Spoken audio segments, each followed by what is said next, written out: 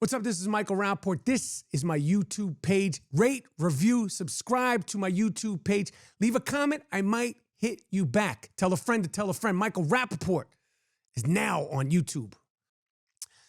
And then, of course, Halloween happened in the last couple of days. And what happens on Halloween? You don't see vampires. You don't see people dressed up as Elmo. You don't see people dressed up as Frankenstein. On Prince Street, Prince and Mercer, Finelli Cafe. It's been there forever. Finelli Cafe was featured in one of my favorite movies to discuss, State of Grace. They had to sit down at Finelli Cafe. And then Sean Penn and Gary Oldman, they were going to come blast the Italian gang. Of course, they were the Irish gang, Finelli Cafe. This is a landmark place in New York, landmark place in Soho. On Halloween, because of kooky Kanye West, it's not the first time I've seen people dressed up as Nazis, by the way. Cannot blame this on Kanye West. Like I said, he did not invent anti-Semitism. But he's certainly become the face of anti-Semitism 2022, which Kanye, when you think of all the things you've accomplished, how do you like them apples? That's what you call a shanda. You know what that means in Hebrew, Kanye? That's a shame, you fuck, that you become the face of anti-Semitism 2022. But at Finelli Cafe on the 29th of October, Saturday, 5 or 6 o'clock, late afternoon, a fucking guy walked into the Finelli Cafe, which has been there for years, dressed in a Nazi uniform. This is the hub of New York City, right in Soho, New York. This isn't at 4 a.m. This isn't, 6 a.m. This is at 5 o'clock p.m. Walked into a crowded Finelli Cafe, and I don't know, he came in there to get a fucking ginger ale or Heineken. I don't know what the fuck. And people in there were like, get the fuck out of here. Get out of here. It's for you. Because people are like, get the fuck out. And one person said, get out of here. It's for your safety. And I'm thinking to myself, why tell him to get out for his safety? Listen, the cops aren't going to do anything. This guy should have had his fucking jaw broken. And the fact that somebody is emboldened enough, that needs attention, that is sick enough, that I saw it also happen the same day in Wisconsin. I ain't in Wisconsin. I don't know the culture of what happens in Wisconsin. But the fact that someone thought that they could walk around New York City, not thought that they were able to walk around New York City, and they didn't get their ass beat, and they didn't get that fucking Nazi uniform stripped off of them and stuffed up their fucking keister. Someone should have took that Nazi uniform and stuffed it up that guy's ass. And it didn't happen. And maybe it's because when you see something like that, you're so shocked. But out of all the people in New York City, how someone thinks that they could do something like that and get away with it. And not only did they think they could do it, they did it. And that person, we need to find that person and put on the shame game. We're going to put you on the shame game. We're going to put you on blast because the internet is fantastic for a lot of things. One of which is tracking down motherfuckers like this. That you could walk around. That is not a costume. That's not a joke. You're not dressed up as a SpongeBob or a superhero or, I don't know, whatever the fuck you do. Grown-ups dressing up on Halloween. You like Halloween and all that stuff? Cool. There's plenty of other costumes you could dress up as, you freak. There's another dude dressed up as Adolf Hitler in Wisconsin. People are standing around taking pictures of him. Just stick your phone down his fucking throat. They're by themselves.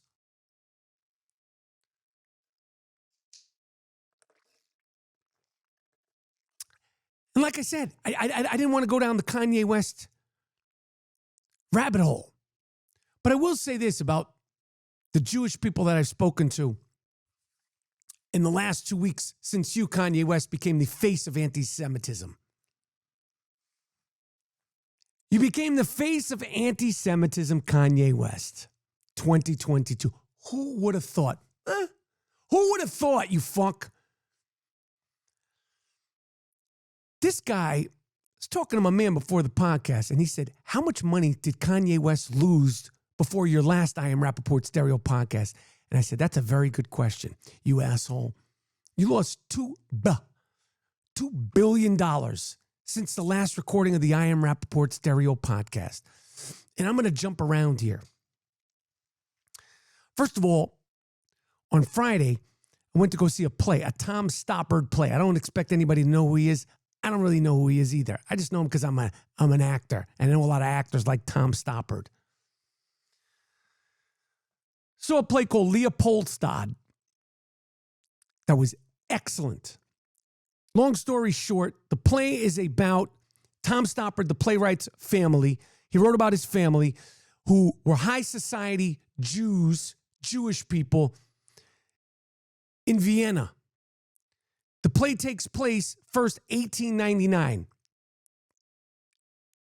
High society, they're kicking off, they're living it up, they're doctors, they're lawyers, they're artists, they're doing the damn thing. Set up the family, set up the history of what's going on in Vienna. Play cuts to 1929. Things changed 30 years later. Pre-World War II. Talk about the Nazis. Talk about how they want to do this, they want to do that. Then the play cuts to 1933.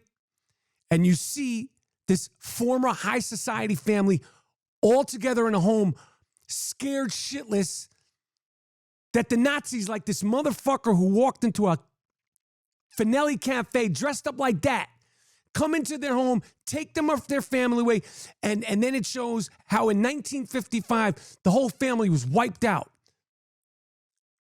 Great play. Very timely play. Very emotional play. And kooky Kanye West and fucking Kyrie Irving, especially you, Kyrie Irving, you're in New York, go to see that fucking play. You want to promote certain documentaries about certain things, you should also go see this historical play. Don't just feed yourself what you want to feed. And it was a very emotional experience being in there because it was, I'd say 95% all Jewish people, older Jewish people. It brought up a lot of feelings for me about being Jewish in this time, about how I was raised and feelings I have, good, bad, and indifference about being Jewish. But it was very, very, very well done. David Krumholtz, who's been in tons of films, he's the star, and the cast was excellent. Leopoldstadt. Very, very good play. Very, very good play. And you know, just coincidence that it's up now. That a good friend of mine told me you should go see it because we were talking about everything that's going on with the new face of anti-Semitism, Kanye West. Anyway, so kooky Kanye West, since the last I Am Rapaport stereo podcast, has lost $2 billion, $2 billion. And he's still talking. You're still talking. Kanye West, this is what I think you need to do. You know the Big Brother and Big Sister Society of America? I believe there's still commercials. Growing up, you would see commercials. Donate. Be a part of the Big Brothers and Big Sisters of America. You, my friend, you need to call up Big Brothers, Big Sisters, go to a YMCA, go to a boys club, or call the Big Brothers or Big Sisters of America. Get yourself a best friend. Because if you had anybody in your life that was really, really down for you, nobody would let you be out here walking around. Nobody, they'd have you first. They'd have you in a fucking cuckoo's nest. I'm sorry to make, they'd have you need help. Because you're talking stupid. You lost $2 billion since the last I Am Rapaport stereo podcast because you don't have a best friend. And I can see why you don't have a best friend, because you're a dickhead. You're a dickhead, and you keep going. And now when they play flashing lights, as they did when they were going to a commercial break at the Dallas Cowboys game I was watching the other day, I just think of an asshole. I don't want to hear your fucking music. You've tainted the music that you made. That's how much of a dickhead you are.